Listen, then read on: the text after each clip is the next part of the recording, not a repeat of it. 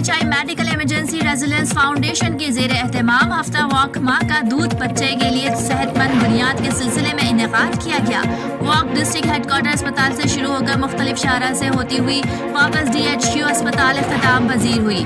Walk میں DHO doctor Nasirullah Lango, MS doctor Ali Akbar Nichari, PPHI DSM Abdul Qadeer Baloch, WHO کے doctor Naseer Ahmed Baloch, doctor Abdullah Jan, PPHI کے اسد بلوچ غلام، فاروق ظہور احمد، ڈسٹرکٹ مینیجر WFP احساس نشوونما پروگرام کے ہیلتھ ورکرز اور عوام نے بڑی تعداد میں واک میں شرکت کی۔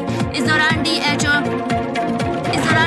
دیگر نے خطاب کرتے ہوئے کہا کہ ماں کا دودھ بچے کی صحت کے لیے سب سے بہترین غذا ہے۔ ماں کو چاہیے کہ وہ اپنے بچوں کو پیدائش سے لے کر 2 سال تک ماں کا دودھ ضرور پلائیں تاکہ بچے صحت مند تندرست ہو سکیں۔ انہوں نے کہا کہ صحت مند زندگی کے لیے صحت مند ماں کا ہونا ضروری ہے تاکہ وہ اپنے بچوں کو بہترین غذا اور دودھ دے سکے۔ انہوں نے ہیلتھ ورکرز کو ہدایت کی کہ ہفتہ ماں کا دودھ اور زندگی کی صحت مند بنیاد پروگرام کو ہر گھر میں آگاہی مہم چلائیں تاکہ ہماری مائیں اپنے بچوں کو صحت مند غذا یعنی ماں کا دودھ ضرور پلائیں۔